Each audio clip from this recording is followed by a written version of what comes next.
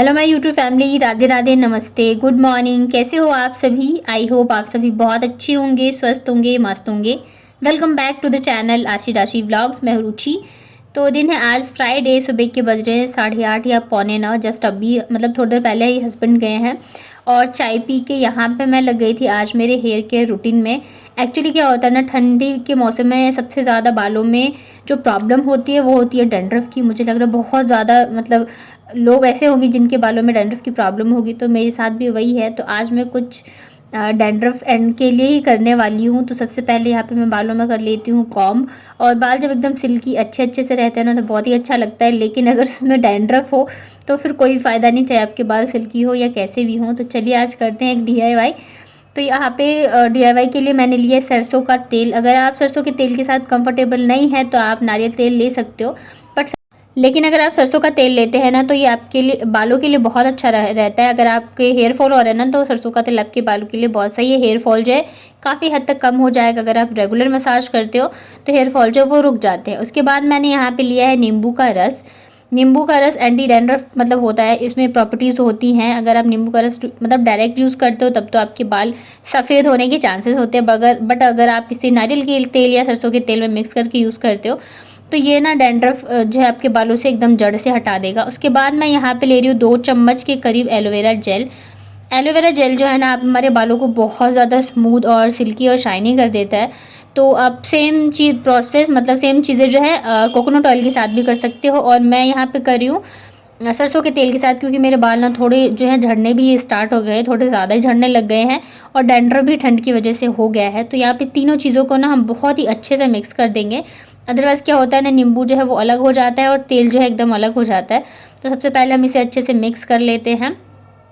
और सेकंड चीज़ ना, नारियल के तेल में ये भी रहता है कि अभी जमे हुए होते हैं ना तो मिक्स करने में बहुत दिक्कत होती है। तो यहाँ पे देखिए मैंने अपने बालों को अच्छे से सुलझा लिया है और अब मैं ना इसे अपने बालों में अच्छे से अप्लाई करूँगी। अगर आपके पास कोई हो जो कि आपके बालों में लगा दे अच्छे से तब तो बहुत अच्छी बात है, क्योंकि अगर आप दूसरों से लगवाते हो ना तब के बालों में अच्छे से अप्लाई हो जाता है। खुद से थोड़ी सी दिक्कत होती है, तो मेरे पास तो कोई है नहीं, मुझे खुद ही करना है। तो सबसे पहले इसे हम अपने जड़ों में लगाएंगे, जहाँ जहाँ हमारे डैंड्रफ होता है ना। और सर्दियों में ऐसा होता है अगर आप 3 से 4 दिन में हेयर वॉश नहीं करते हो तो डैंड्रफ जो है वो हो ही जाते हैं, और किसी किसी के तो बहुत ज़्यादा होते हैं। मतलब हेयर वॉश करने के बाद भी रह जाते हैं, और जो आगे रहता है ना तो वो दिखते रहते हैं तो बिल्कुल भी अच्छा नहीं लगता है। और मेरे भी हो गए हैं डैंड्रफ काफ़ी, तो मैंने कहा शुरुआत से ही करना स्टार्ट कर तो ज़्यादा अच्छा है ताकि बढ़े ना।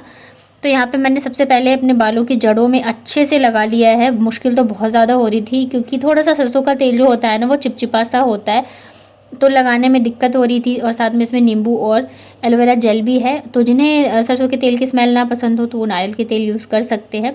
और मैं गर्मियों के टाइम में ना सेम चीज़ करती हूँ, बट वो मैं नारियल के तेल के साथ करती हूँ। इससे बाल आपके बहुत ज़्यादा सिल्की और शाइनी हो जाएंगे।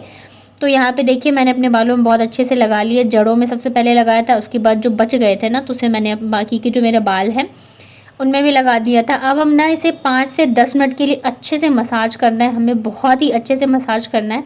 मसाज करने से क्या होता है ना, जो भी हम पैक वगैरह लगाते हैं, तेल लगाते हैं, वो सब हमारी बालों की जड़ों के अंदर जो है रूट्स में चला जाता है और हमारे बालों में जो भी चीज़ें हैं वो बहुत ज़्यादा फ़ायदा करती हैं।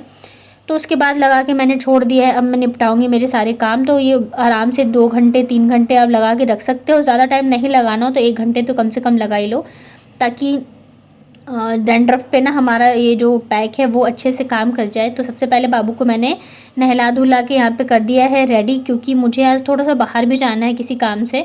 लेकिन दिक्कत आज ये है ना कि आज आशी की स्कूल की छुट्टी जो है वो 11 बजे ही हो जाएगी, तो मुझे 11 बजे तक सारे काम मेरे निपटाने हैं।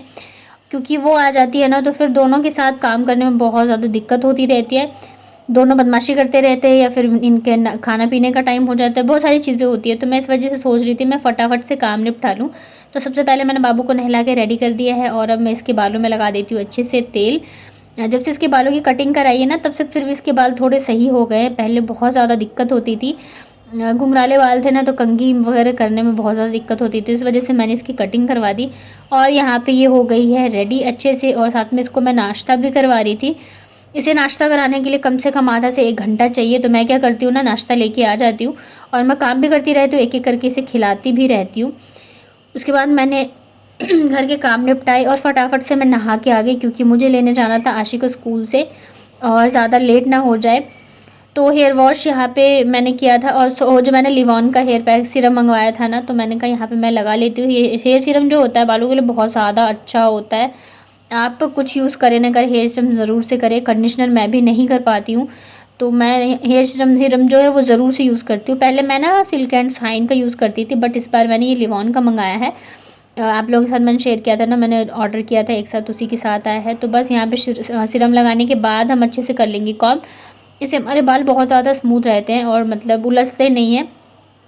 और वॉश करने के बाद तो मुझे लग रहा है काफ़ी हद तक डैंड्रफ जो है मुझे नहीं दिख रहे। बट ये होता है ना कि हम जब तुरंत वॉश करते हैं तो हमें दिखते नहीं है, जब हमारे बाल सूख जाते हैं ना तब वो दिखने स्टार्ट होता है। तो अभी वेट करते हैं, थोड़ा सा देखती हूँ कि मैं डैंड्रफ मेरे हटे हैं या नहीं। तो ये ना कल के कपड़े थे छत पे, तो मैं डेली मॉर्निंग में धूप में डाल देती हूँ ताकि थोड़ी सी धूप लग जाए, अच्छे से सूख जाए। तो उसे मैंने हटा दिया है, और आज जो मैंने कपड़े वगैरह धोए हैं वो डाल देती हूँ मैं छत पे। तो आज इनके जैकेट वगैरह थे, और डेली के हो ही जाते। बाबू को नहीं लाया है तो उसके कपड़े हैं, बच्चों के कपड़े 2 दिन पे चेंज करते हैं। तो मतलब अभी ठंड में ना इतने सारे कपड़े पहने होते हैं, 4 से 5, तो इस वजह से इकट्ठे हो जाते हैं। तो मैं सोचती हूँ मैं डेली के डेली जो है धो लूँ, चाहे कितनी भी ठंड हो, कुछ भी हो। अदरवाइज़ एक दिन भी ना धोए ना तो अगले दिन जो है ढेर सारे कपड़े हो जाते हैं, और हाथ से धोने में ठंड के टाइम में हालत ख़राब हो जाती है। कितना भी आप गर्म पानी से करो, कुछ भी करो, फिर भी ठंड मतलब लग ही जाती है। और अभी ठंड तो बढ़ ही रही है, कम होने का नाम ही नहीं है। तो यहाँ पे देखिए सारे कपड़े वगैरह डाल दिए मैंने, और बाल मेरे अभी सूख ही रहे हैं। सोचा तो था मैं थोड़ी देर धूप में बैठ के सुखाऊंगी, लेकिन फिर टाइम नहीं मतलब मिला मुझे, और मुझे जाना था डॉक्टर के पास। तो मैं सोच रही हूँ मैं दोनों को ना लेके जाऊँ, क्योंकि आशी भी आ गई है। बाबू रहती है ना तो मैं अकेले उसको लेके चली जाती हूँ, बट दोनों को लेके जाना बहुत मुश्किल होता है। तो मैं सोच रही हूँ ना मैं घर पे दोनों को छोड़ के चली जाऊँ, फ़ोन मतलब दे के, ताकि मैं फटाफट से आ जाऊँ दोनों। और फिर मुझे डर भी लग रहा है, अगर अकेले छोड़ के जाऊँगी, छोटे हैं, कुछ हो गया तो, मतलब मन में हज़ार चीज़ें आ रही थी मेरी।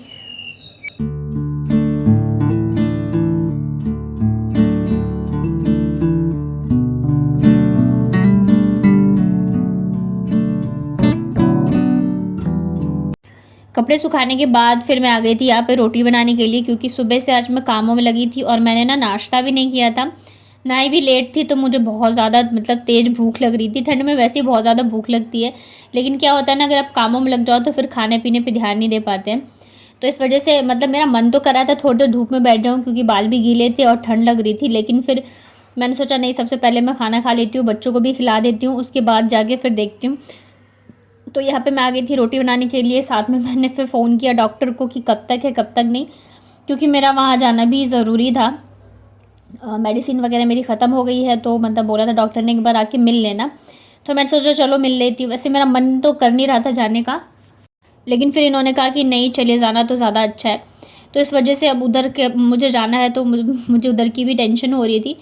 तो बस यहाँ पे मैं बना रही हूँ फटाफट से रोटियाँ। और बाल मतलब वैसे तो सूख गए थे, बट फिर भी अंदर से थोड़े से गीले थे। और ठंड में ये रहता है ना कि बाल अगर सूखते नहीं हैं और जूड़ा बना लो या बांध लो तो फिर सर में दर्द हो जाते हैं, या तो सर्दी जुकाम वगैरह हो जाता है।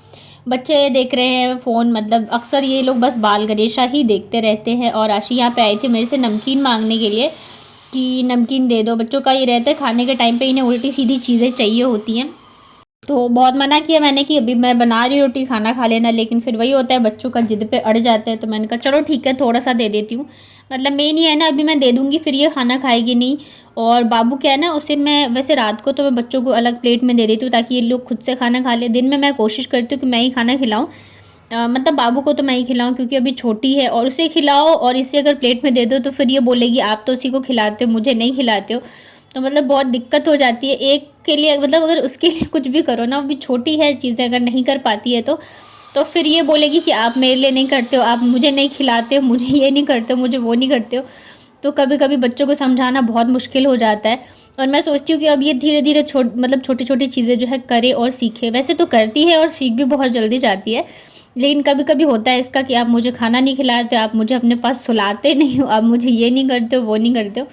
तो इस वजह से फिर मैंने कहा चलो दे देती हूँ, नहीं तो वापस से इसका शुरू हो जाएगा। तो बस थोड़ी सी नमकीन दी है मैंने इसे, और यहाँ पे मैंने बना ली है रोटियाँ फटाफट से। इतनी तेज़ भूख लग रही थी ना, मुझे बस मन कर रहा था जल्दी से बनाओ और फटाफट खा लूँ। गर्मा गर्म रोटियाँ खाओ तो थोड़ा मतलब खाया भी जाता है, ठंडी रोटी खाओ ना तो फिर उतनी भूख जो है नहीं रहती है, भूख मर जाती है। तो यहाँ पे लंच की थाली मैंने लगा ली है। आज मैंने बनाई थी तरी वाली मिक्स वेज, साथ में बनाया था ये सैलेड चुकंदर और प्याज का, और उसके अलावा मैंने यहाँ पे ली थी रोटी। अक्सर मैं दोपहर के टाइम जो ना सैलेड चुकंदर का खाती हूँ, क्योंकि मेडिसिन से अच्छा है कि आप घर पे बाकी की चीज़ें कर लो, फ्रूट्स वगैरह अपने खाने पीने में शामिल कर लो, और चुकंदर काफ़ी सही रहता है। और फिर यहाँ पे हो गया था शाम का टाइम, तो मैंने रख दी है मेरे लिए चाय बनने के लिए। और बच्चों को ना लग गई है भूख। बाबू तो सो गई थी दोपहर में, लेकिन आशी यार बिल्कुल ही नहीं सोई। मतलब मेरा ऐसे ही रहता है, एक सोती है तो दूसरी नहीं सोती है। इसको कितनी भी सुलाने की कोशिश करी बट ये सोई नहीं। तो शाम को सबको भूख लग रही थी क्योंकि दोपहर में सोई नहीं थी। तो आज मैंने सोचा चलो पास्ता बनाती हूँ, क्योंकि मेरे हस्बैंड को ना पास्ता इतना पसंद नहीं है। वैसे पहले तो खाते थे, अब थोड़ा कम ही खाते हैं। और इन्हें ना पसंद भी है तो वाइट सॉस पास्ता, ये वाला बिल्कुल नहीं खाते हैं। बट बच्चों को अच्छा लगता है, और काफ़ी दिन हो भी गए थे मैंने नहीं बनाया। तो मैंने कहा चलो बनाती हूँ। तो पहले तो मैंने इनसे एक बार कॉल करके पूछ लिया कि कब तक आएंगे कब तक नहीं। अगर जल्दी आएंगे तो फिर मैं थोड़ा रुक के बनाती ताकि गर्मा गर्म ये भी खा लेते। बट फिर इनके ऑफिस में चल रही है ऑडिट, तो इन्होंने कहा नहीं लेट हो जाएगा तुम बना लो। तो मैंने कहा ठीक है। फिर यहाँ पे पास्ता बॉईल हो गया। और जब तक मैंने चाय बनाई ना तब तक मेरे 10 बार दोनों पूछ के गए मम्मा बन गया क्या, मम्मा बन गया क्या। बच्चों का ऐसे रहता है, अगर उन्हें कोई चीज़ पता चल जाती है ना कि मम्मा बना रही है तो फिर वो बार बार पूछने आ जाते हैं। तो यहाँ पे पास्ता बॉईल हो गया है, और मैंने लहसुन, हरी मिर्च और प्याज टमाटर को मसाले के साथ फ्राई कर लिया है। मसाले में सिर्फ मैंने धनिया पाउडर डाला था और थोड़ी सी हल्दी। तो यहाँ पे सारी चीज़ें जो है वो फ्राई हो गई है। उसके बाद मैं इसमें डाल देती हूँ ये माइक्रोनी। मैं मतलब पहले ना मुझे ऐसे पता नहीं था कि किसको माइक्रोनी और किसको पास्ता बोलते हैं। मैं सबको पास्ता ही बोलती थी, मैं अभी भी बोलती हूँ। मुझे समझ में नहीं आता क्या डिफरेंस है मतलब साइज़ ही तो अलग अलग होते हैं। तो बस यहाँ पे मसालों के साथ मैंने मिला दिया पास्ता के ऊपर से। मैंने एक पैकेट मैगी मसाला डाला है, जो मैगी के साथ आता है ना पैकेट में, वही वाला। और बस यहाँ पे हमारा जो माइक्रोनी है वो बन गया है। और मुझे ना माइक्रोनी मेरी मम्मी के हाथ की बनी हुई बहुत ज़्यादा पसंद आती है। तो यहाँ पे बच्चों को मैं दे के आ जाती हूँ गर्मा गर्म माइक्रोनी। बहुत ज़्यादा वेट कर रहे हैं, मम्मा बन गया क्या, मम्मा बन गया क्या। बच्चे ना हर चीज़ के लिए बहुत ज़्यादा एक्साइटेड होते हैं, तभी बचपन इतना खास होता है, क्योंकि बचपन की छोटी छोटी चीज़ें जो है ना हमारी लाइफ टाइम मेमोरी में रहती है। तो चलिए यहाँ पे सॉरी मेरा गला वापस से ख़राब हो रहा है। तो चलिए दोनों बच्चों को दे के आते हैं। दोनों यहाँ पे बैठ के देख रहे फ़ोन में गाना, और जैसे मैं लेके आई एकदम खुश हो गए थे दोनों। तो चलिए